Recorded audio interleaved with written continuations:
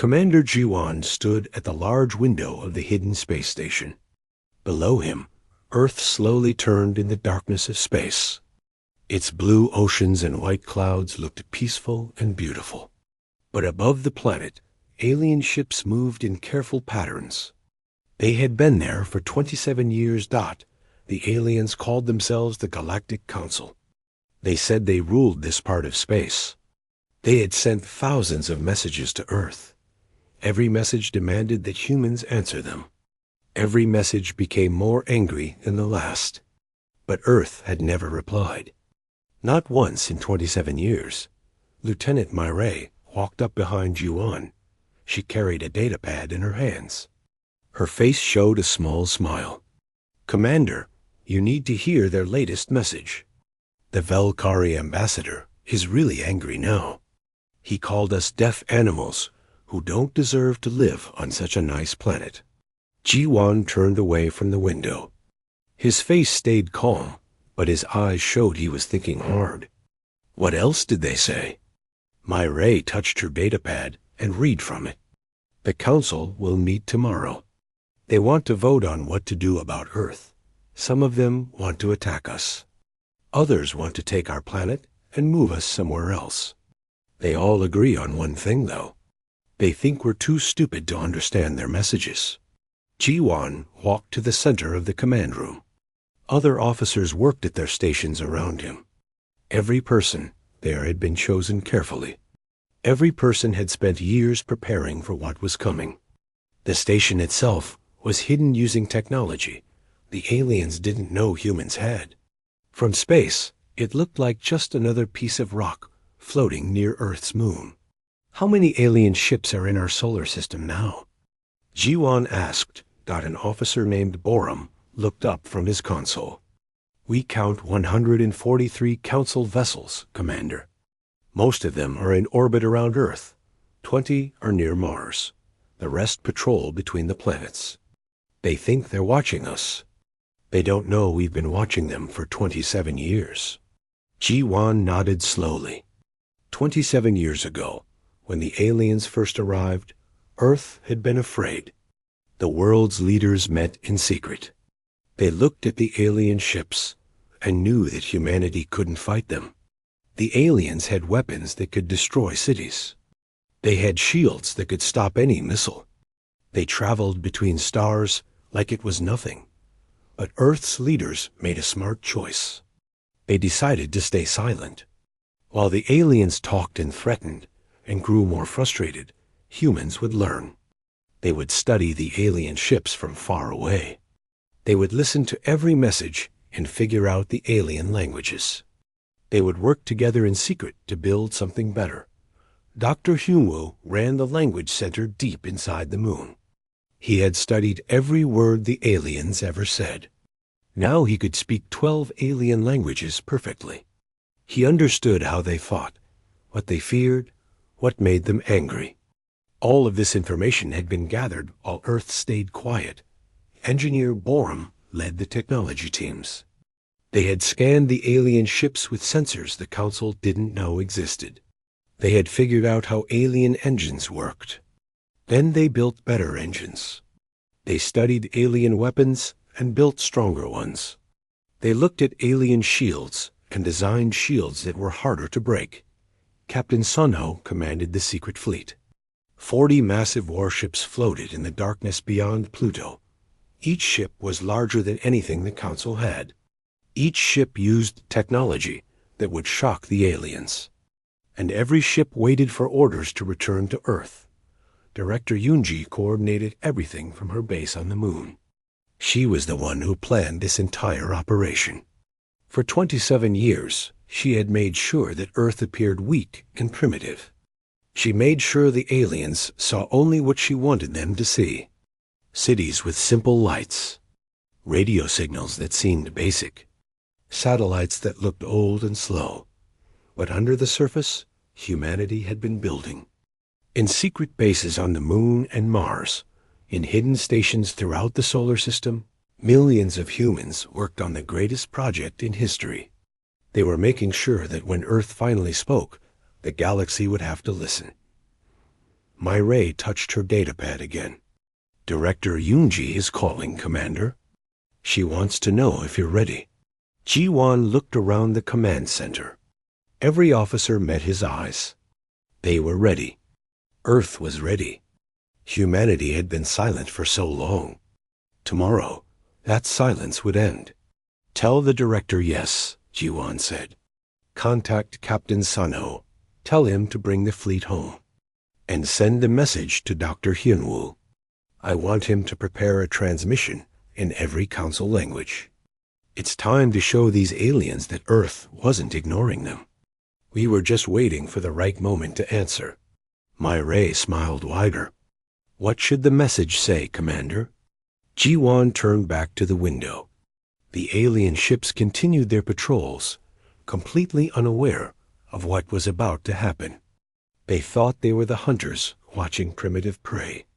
They didn't realize that the prey had been studying the hunters for 27 years, learning their weaknesses, planning for this exact moment.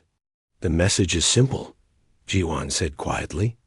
Tell them we heard every word they said. Tell them we're ready to talk now. And tell them that Earth joins the galaxy today, but not as servants or students. We join as equals. Below him, Earth continued its slow turn. 7 billion humans lived on that planet. Most of them didn't know about the alien ships overhead, but they would know soon. The whole galaxy would know soon. Earth had said nothing for 27 years. Tomorrow, humanity would respond to every insult, every threat, every condescending word the Council had ever sent, and the response would change everything. The command center became busy with activity. Officers sent signals to secret bases across the solar system. Hidden stations powered up systems they had built but never used. The 40 warships beyond Pluto turned toward home, their engines bending space in ways the Council thought impossible. Ji-won watched it all begin. He thought about all the years of silence, all the patience, all the work. The aliens had spent 27 years talking about humanity. Tomorrow they would learn that humanity had spent 27 years preparing to act. The age of Earth's silence was ending. The age of humanity's rise was about to begin. The grand chamber of the Galactic Council floated in space above Earth. The massive station was bigger than any human city. Inside its main room, representatives from 47 different alien species gathered for their meeting. They sat in a huge circle, their bodies as different from each other as night from day. Some had scales, others had feathers or fur or crystalline skin. They spoke different languages, but translation devices made sure everyone understood each other. High Arbiter Talvex stood at the center of the circle. His body looked like it was made of living crystal that changed colors as he moved. Right now, those colors showed he was annoyed and impatient. He raised one of his thin arms, and the room became quiet. We meet again to discuss the Earth problem, Talvex announced. His voice was sharp and cold. For 27 years, we have tried to contact the humans. We have sent them offers to join our great council. We have explained the benefits of galactic civilization. And for 27 years, they have completely ignored us. A long snake-like creature called Ambassador Quirin slithered to the speaking platform. Her species was called the Heptari. They controlled 15 star systems and thought they were very important.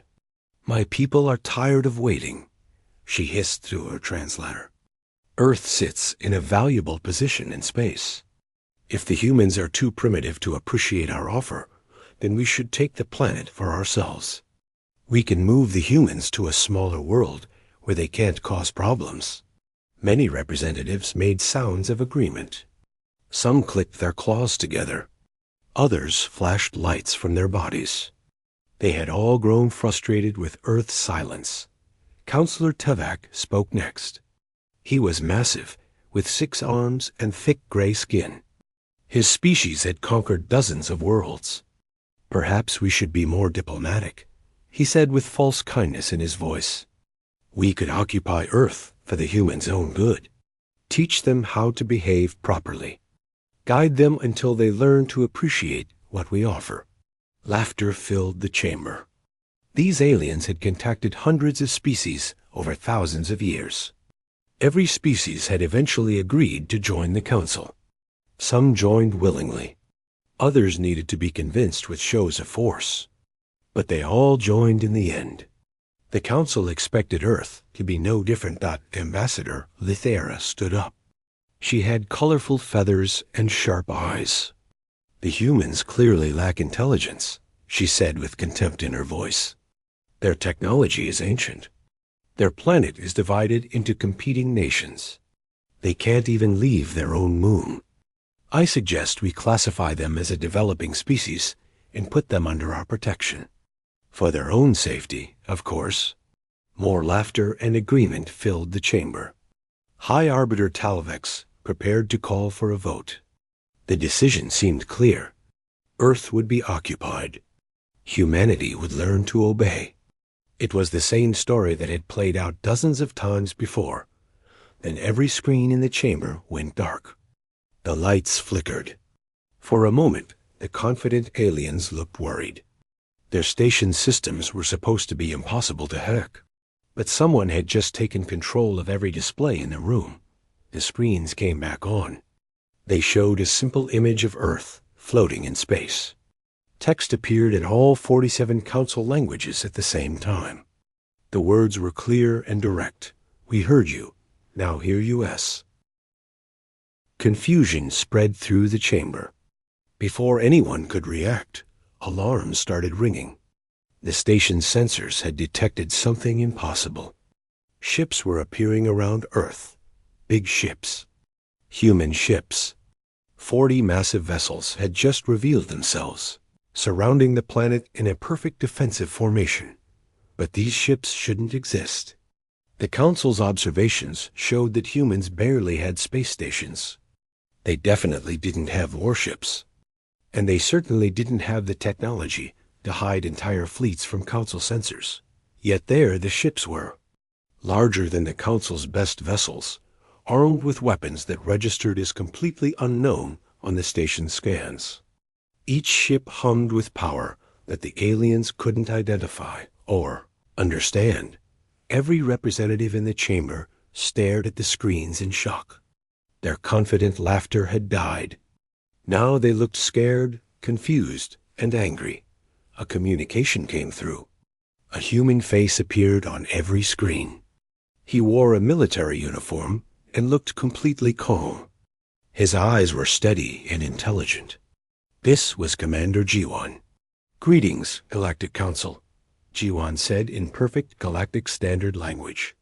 "My name is Commander G1 of the Earth Defense Fleet. I represent humanity and the people of Earth. We've been listening to your transmissions for 27 years. We heard every message, every threat, every insult, every plan to invade our world or move our people. We recorded it all." Talvex's crystal body flashed with angry red light. "This is an outrage. You dare spy on the Council? You dare threaten us with hidden ships? This is a violation of every what?" G1 interrupted calmly. "Every protocol? We're not members of your council. Every treaty? We never signed your treaties. Every law? We don't recognize your authority over our world." Lieutenant Myray appeared next to G1 on the screen. "The Council has spent 27 years assuming humans were too primitive to understand your messages. You were wrong. We understood every word. We also understood what you really meant. You didn't want to welcome us as equals. You wanted to conquer us or control us." More human faces appeared on other screens. Dr. Hyunwoo spoke in flawless Velkari language directly to High Arbiter Talvex. "We studied your transmissions very carefully. We learned all your languages. We decoded all your technology. And we heard all your private conversations that you thought were secret." The chamber erupted into chaos. Representatives shouted at each other. Some demanded military action. Others called for retreat. A few wise ones simply sat in silence, realizing that everything had changed. Captain Sanho's face appeared on another screen. Behind him, officers worked at advanced control stations. The Council seems confused about our capabilities. Let me be clear. Humanity has 40 warships defending our home. Each ship is more advanced than your best vessels. We have defensive installations throughout our solar system. We have technology that your scientists don't understand yet.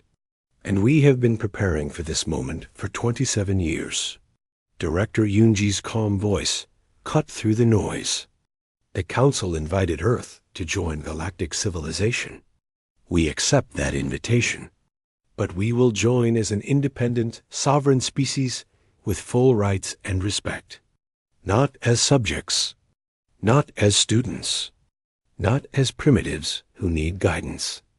We will join as equals, or we won't join at all. High Arbiter Talvek's colors shifted rapidly, showing his confusion and anger. This is impossible. How could one primitive planet develop such technology? Jiwan smiled slightly. You assumed we were primitive because that's what you wanted to see. You never considered that we might be smart enough to learn from you. Every technology you discussed in your transmissions taught us something new. Every threat you made motivated us to build better defenses. Every insult reminded us why we needed to be strong. You gave us the perfect education, and we were very good students. The chamber fell completely silent.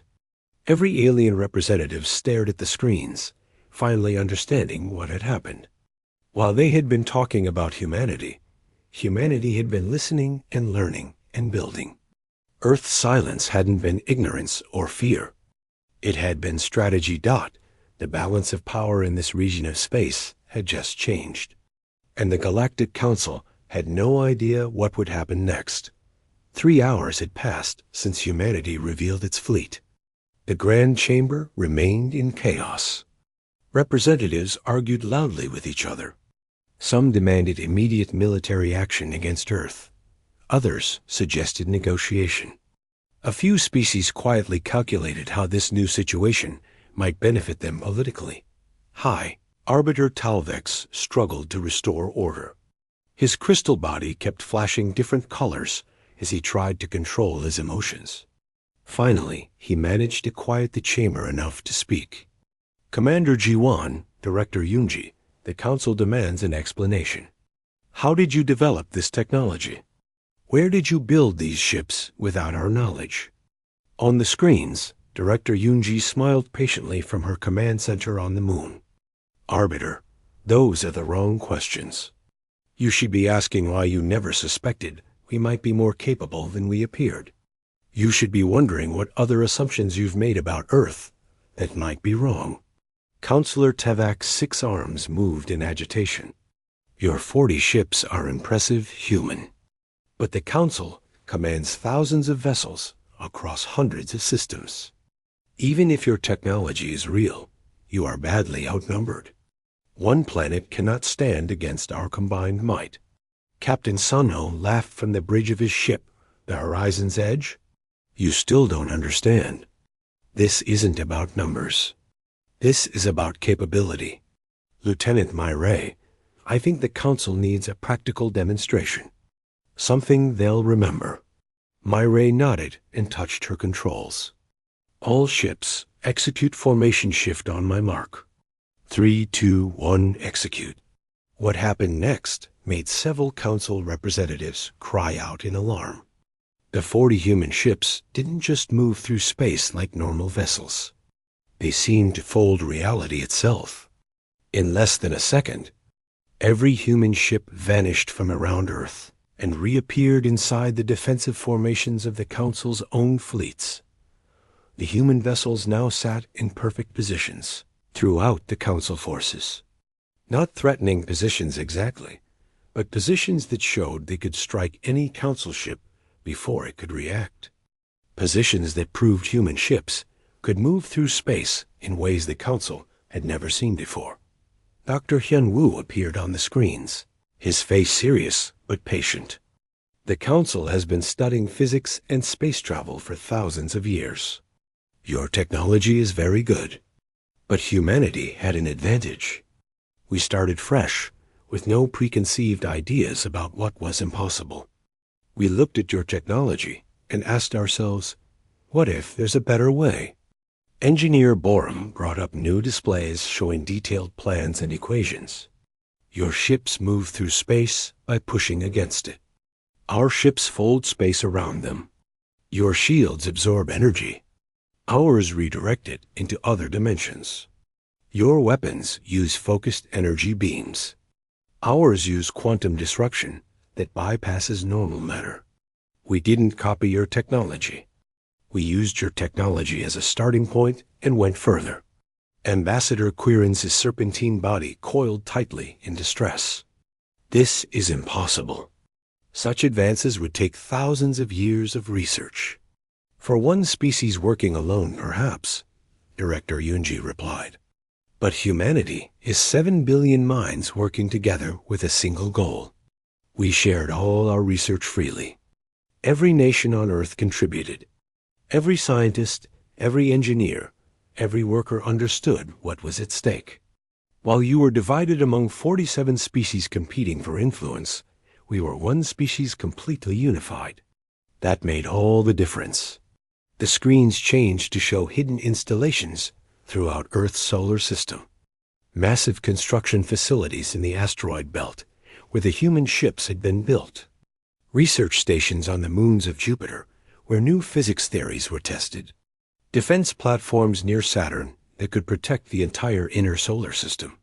Mining operations in the outer planets that gathered resources. Everything had been hidden using technology that made these installations invisible to Council sensors. Commander Jiwan let the images speak for themselves for several moments. Then he continued in his calm, steady voice. For 27 years, you scanned Earth from orbit. You saw what you expected to see. Cities with lights, radio transmissions, satellites. You concluded we were barely technological. But those cities also contained quantum computing networks more powerful than anything in Council space. Those radio transmissions included encrypted data streams you never noticed. Those satellites were actually defensive platforms, pretending to be primitive. Commander Deho appeared on another screen. He was the engineering commander aboard a vessel called Prometheus Rising. We need to address the Council's implied threat about military action. 3 of your Heptari warships have been trying to move into attack positions for the last 10 minutes. I've been politely ignoring this, but perhaps we should demonstrate why that's a bad idea. Without warning, the weapon systems on 3 Heptari ships simply turned off. Not damaged, not destroyed, just deactivated. The ship's computers began displaying messages in perfect Heptari language. Weapons offline. Recommend focusing on diplomatic solutions instead. The effect on the Heptari delegation was immediate. Ambassador Kuring's colors paled. How did you access our military networks? Those systems are isolated. They have quantum encryption. They had quantum encryption, Borum corrected gently. We've been inside your networks since your ships first entered our solar system 27 years ago. We've been inside all Council networks. We know every ship position, every communication, every secret plan. We could have sabotaged your entire fleet at any time. We chose not to because humanity understands the difference between having power and using it. Lieutenant Myray forwarded data packages to every representative's personal tablet. Each package contained records of that specific representative's private messages, including some that would be very embarrassing if made public. This is a gift from humanity. We could release all of this publicly. We could use our access to cause chaos. Instead, we're showing you that we respect privacy and restraint. We want you to understand that Earth seeks partnership, not domination. High Arbiter Talvex stared at his tablet. His colors shifted to deep purple, which meant profound shock in Valkyrie body language. You've been watching us this entire time, learning from us, infiltrating our systems. And you did all of this while appearing completely helpless. Appearing helpless was the strategy, Director Yunji confirmed. If we had revealed our capabilities too early, the Council might have sent your full military might against us. By waiting until we were ready, by appearing weak until we were strong, we ensured this moment would be a negotiation rather than a war. Counselor Tevak's 6 arms drooped in a gesture of submission. What do you want from us, humans? You clearly have the advantage now. What are your demands? We don't have demands, Commander Jiwan said firmly. We have proposals. We want to join galactic civilization, but on better terms than what you offered. Terms that respect our independence. Terms that recognize our sovereignty. Terms that treat us as equals rather than primitives who need guidance. Captain Sano brought up a new document on all the screens. It was beautifully formatted, written in all Council languages, and clearly the result of many years of careful legal work. This is what we call the Sovereign Species Compact. It's a new framework for how the Council should interact with independent civilizations. It includes protections for species rights, requirements for mutual respect, and pathways for new species to join the Council as equals rather than as subjects. The document outlined clear rules. No species could be forced to join the Council. No species could be threatened for developing independently. All species had the right to defend themselves and make their own choices. New members would have full voting rights immediately, not after some probationary period where they had to prove themselves. Ambassador Lithara's feathers ruffled in agitation. You're asking us to restructure 12,000 years of tradition. The Council has always evaluated new species, guided them, integrated them slowly. You want to throw all of that away. We're asking you to evolve, Director Yunji said simply. Your current system works only because every species you've encountered has been weaker than you. But what happens when you meet a species that's stronger, or one that refuses to submit? Humanity won't be the last independent civilization you encounter. The galaxy is vast. Eventually, you'll meet others who reject your approach. The question is whether you adapt now, willingly and peacefully, or wait until someone forces you to adapt through conflict. The chamber fell silent as the implications sank in. This wasn't just about Earth anymore. This was about the future of the entire Galactic Council and how they would interact with new civilizations for thousands of years to come. High, Arbiter Talvex looked at his fellow representatives. Some showed anger. Others showed fear. A few showed something that might have been respect. The Council requires time to consider your proposal. This is not a decision we can make quickly. Of course, Jiwan agreed. Take all the time you need. Our fleet will remain in defensive positions around Earth. We're not threatening anyone. But we're also not leaving, and we're not backing down. When you're ready to discuss joining the galaxy as equals, we'll be here. The transmission ended. The human faces disappeared from the screens. The Grand Chamber erupted into the loudest, most intense debate in Council history. Some representatives demanded war. Others urged caution.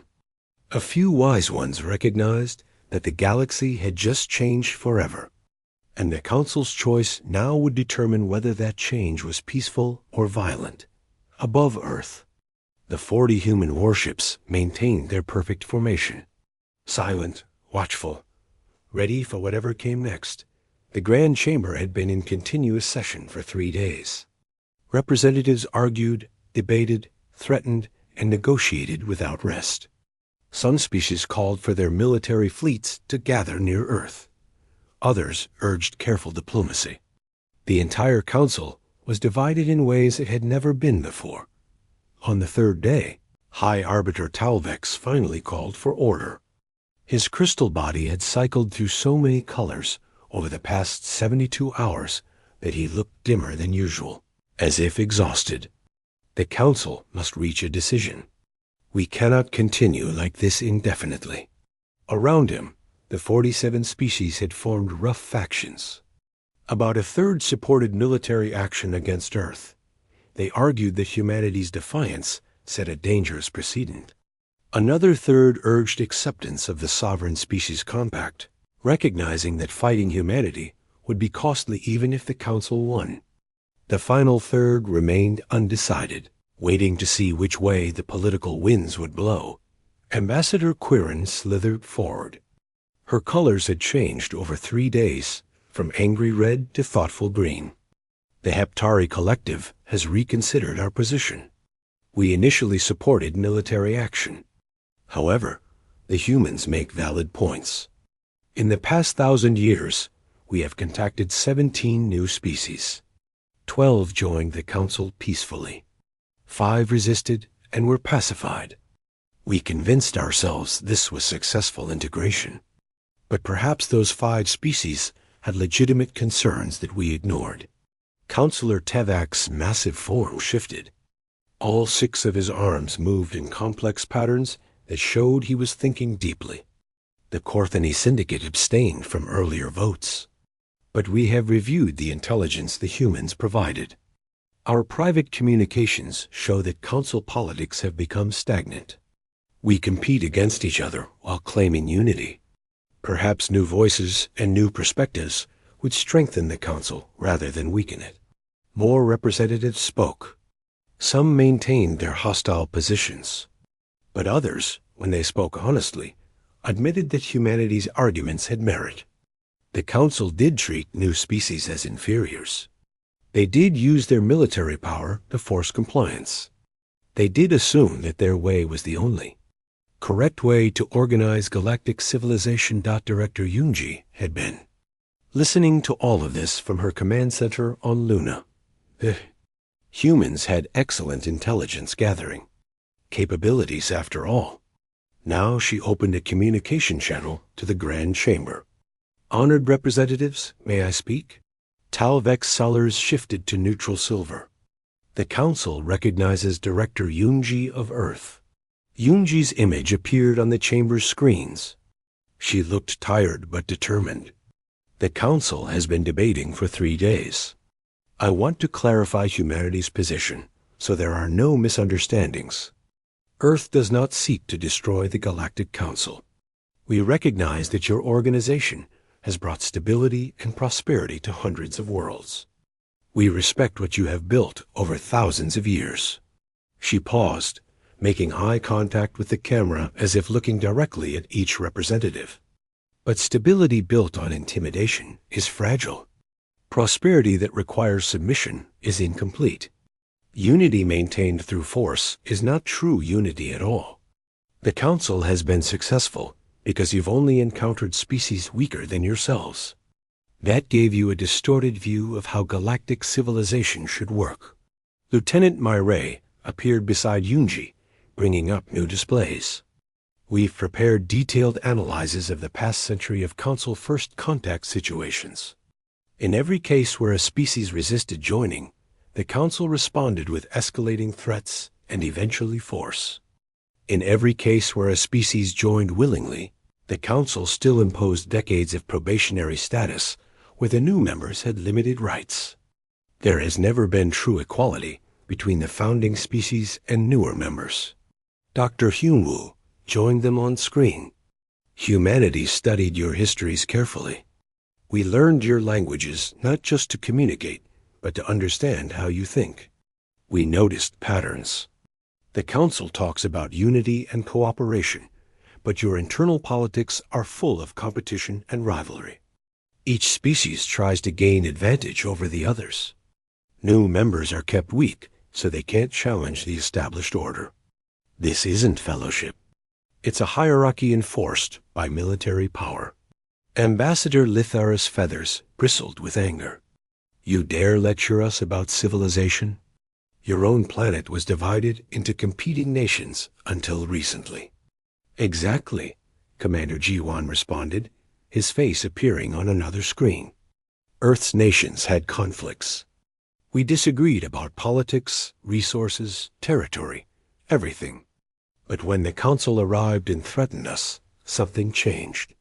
We realized that our differences were small compared to what we shared. We chose unity over division. We chose cooperation over competition. The Council's threat gave humanity a gift, actually. It showed us that we were stronger together than apart. Captain Sunho continued the explanation. Earth's nations still exist. We still have different cultures, languages, and traditions. But we work together now because we have a common purpose. Every nation contributed to building our defense fleet. Every culture shared their knowledge. Every person understood that humanity's survival depended on unity. The Council threatened us with conquest or annihilation. We responded by becoming truly unified for the first time in human history. Engineer Borum brought up technical displays showing how different Earth nations had contributed to various technologies. The Japanese had led quantum computing research. The Europeans had developed new materials science. The Americans had designed propulsion systems. The Africans had created revolutionary energy storage. The Chinese had built the manufacturing infrastructure. The Indians had pioneered new mathematical frameworks. The South Americans had solved complex engineering challenges. Every region had contributed something essential. This is what the Council doesn't understand about humanity, Yunji said. You see our diversity and assume it makes us weak. Actually, it makes us strong. Different perspectives lead to better solutions. Different approaches reveal possibilities that homogeneous thinking would miss. Earth's unity isn't about making everyone the same. It's about respecting differences while working toward common goals. Counselor Tevak leaned forward, genuinely interested now. You're suggesting the Council should operate this way? Allowing member species more independence and diversity?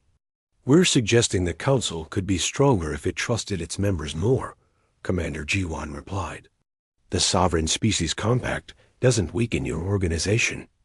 It strengthens it by making membership truly voluntary and truly equal.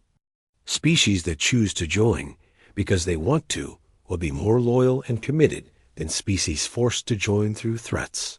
High Arbiter Talvex had been listening carefully. Now his color shifted to thoughtful blue. What guarantees does the Council have that Earth will be a responsible member?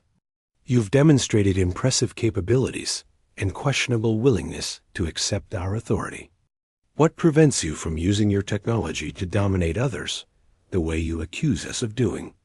Director Yunji smiled slightly. That's a fair question, Arbiter. And the answer is simple. We're proposing the Sovereign Species Compact, not just for Earth's benefit, but as a framework for all future first contacts. These rules would apply to humanity, too. We couldn't threaten or force other species to join us. We couldn't impose our will on others. The same protections we're asking for ourselves would protect others from us. Lieutenant Myray added, think of it this way. Right now, the Council maintains order through military superiority. But what happens when you encounter a species more advanced than all of you combined? Your current system would collapse because it's based on power imbalance. A system based on mutual respect and voluntary cooperation would be much more stable. It would work regardless of who's stronger. The chamber fell quiet as representatives considered this. It was a radical idea. 12,000 years of tradition argued against it. But the humans had a point that was hard to deny. Ambassador Quirine spoke again, her voice thoughtful. I confess that the Heptari Collective finds the human arguments compelling. Not because we enjoy being lectured by newcomers, but because we recognize truth when we hear it. The Council has grown complacent. We assumed our way was the only way because it had worked for so long. Perhaps we needed someone like humanity to challenge our assumptions. More representatives began speaking in support. Not all of them, but enough that the tide was clearly turning. The debate continued for several more hours, but the outcome was becoming clear. Finally, High Arbiter Talvex called for a formal vote. His colors showed resignation, mixed with something that might have been hope. The Council will now vote on whether to accept the sovereign species compact and grant humanity full membership with equal status. All in favor? One by one, representatives indicated their positions. The voting took nearly an hour, as each species explained their choice. When it ended, the result was clear. 33 species in favor, 14 against, 3 abstentions. Talvex S colors shifted to formal gold. By majority vote, the Galactic Council accepts the Sovereign Species Compact. Humanity is recognized as a sovereign, independent civilization with full voting rights and authority over its territory. Furthermore, the Council commits to reforming our first contact protocols according to the principles outlined in the Compact. On screens throughout the chamber, the faces of humanity's leaders showed relief and quiet triumph. But they didn't celebrate loudly. They simply nodded with respect. "The Council's wisdom honors us all," Commander Jiwan said formally. "Humanity accepts this recognition and looks forward to contributing to galactic civilization as equals. We bring new perspectives, new technologies, and a commitment to the principles of mutual respect and voluntary cooperation. Together, we can build something better than either humans or the Council could achieve alone." The chamber erupted in mixed reactions. Some representatives applauded. Others sat in angry silence. But everyone understood that something fundamental had changed. The galaxy would never be quite the same again. The transformation happened faster than anyone expected. Within days of the vote, the Galactic Council began implementing changes that would have seemed impossible a week earlier. The Sovereign Species Compact became the foundation for new policies that affected how the Council operated throughout the galaxy. Commander Jiwan stood on the bridge of the Eternal Vigil, watching as Council ships and human vessels moved together in coordinated patrols around Earth. A week ago, these formations would have meant war. Now they represented the beginning of genuine cooperation. It felt strange, but also right. Lieutenant Myray walked up beside him. "Commander, we're receiving requests from 17 different Council species wanting to establish formal diplomatic relations with Earth. They want to visit our planet, tour our facilities, and discuss technology exchanges.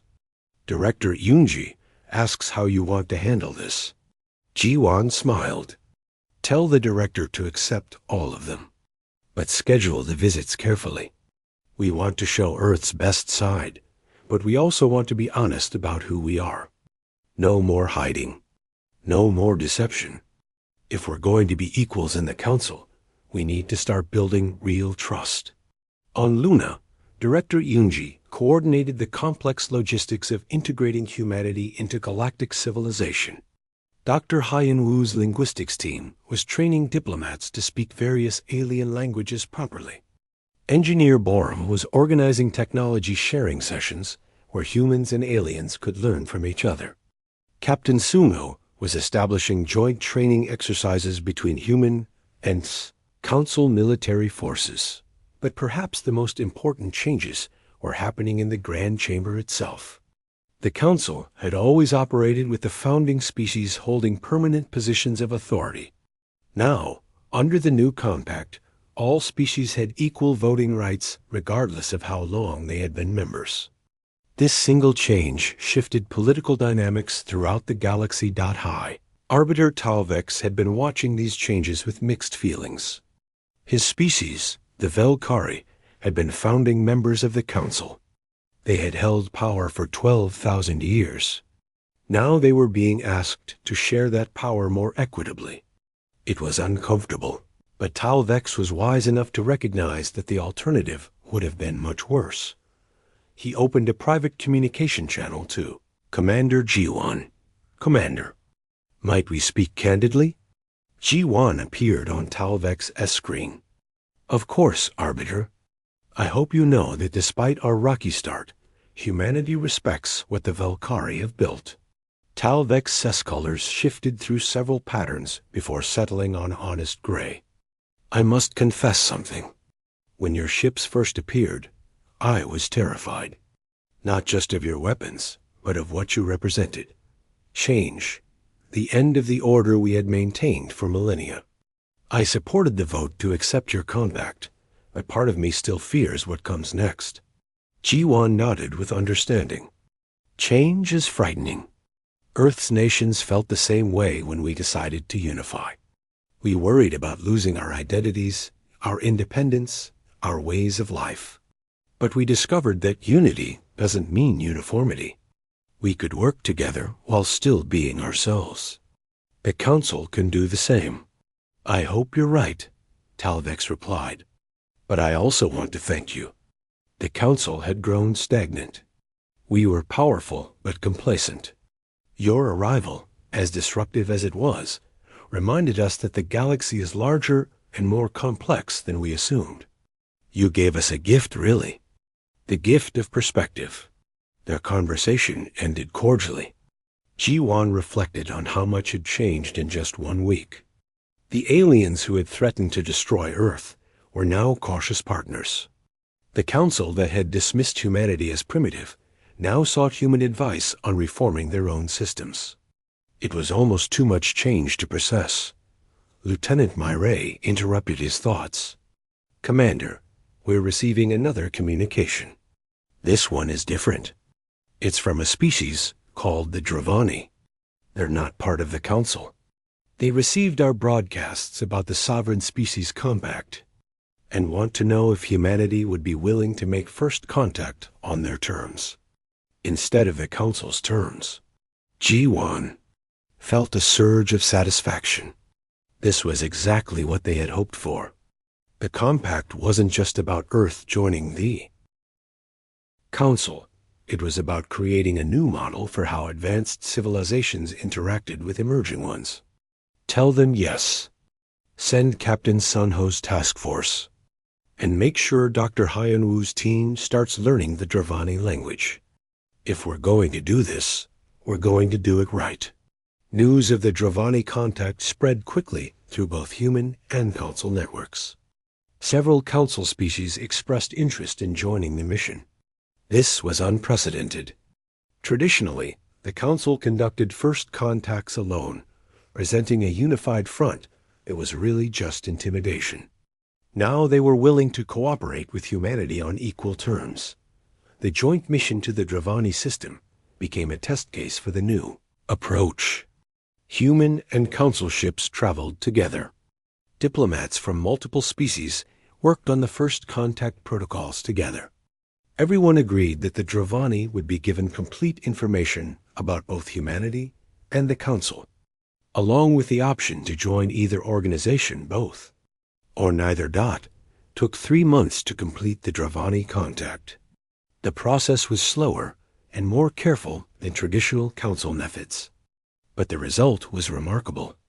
The Dravani chose to join the Council willingly, with full knowledge of what they were agreeing to. They also established friendly relations with Earth, and they explicitly cited the sovereign species compact as the reason they trusted the Council enough to join. Back on Earth, citizens were finally learning the full truth about the past 27 years. Governments released information about the alien presence, the secret preparations, and the successful negotiation. Most people were shocked at first, then proud. Humanity had faced a potentially existential threat and responded with intelligence, patience, and courage. Commander Jiwan gave a speech that was broadcast across Earth and transmitted to Council worlds. He stood at the same window where he had watched Earth 27 years earlier. But now the view included both human and alien ships working together.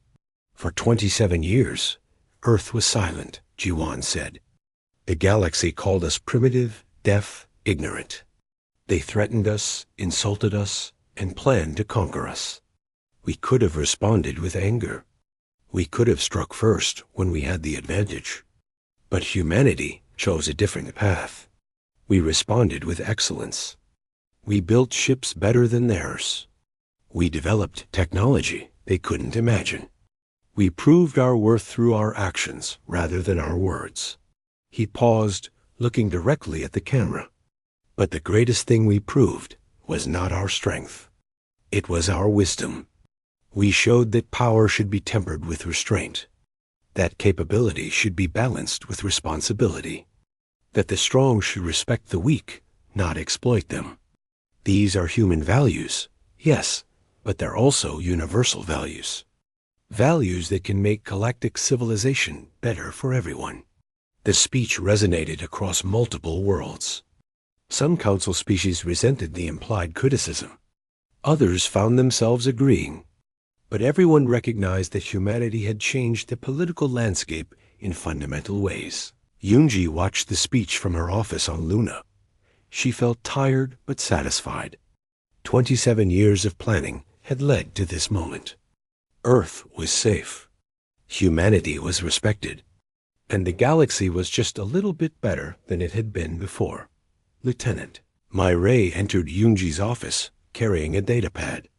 Director, we're receiving applications from 7 more species wanting to join under the Sovereign Species Compact framework. And 12 council species have requested human assistance in updating their own internal governance structures. It seems our ideas are spreading. Yoonji smiled. Good. That was always the goal.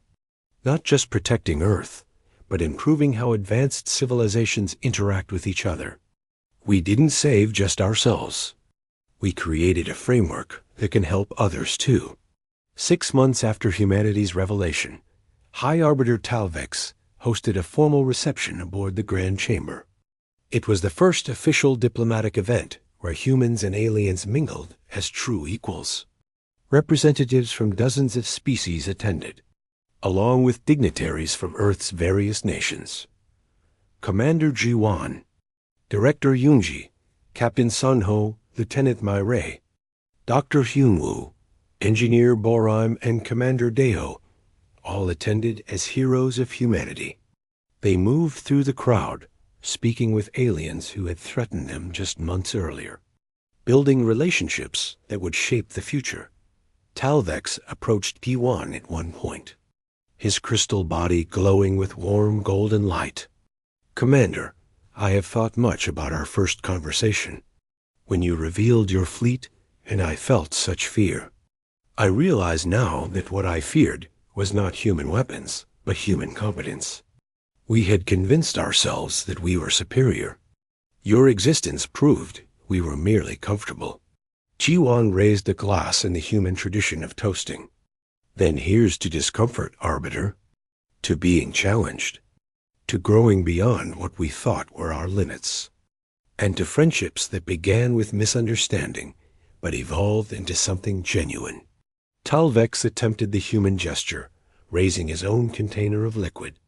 Around them, representatives from dozens of species joined the toast. Some used hands, some used tentacles, some used appendages humans were still learning names for. But they all participated in this very human ritual of celebrating cooperation.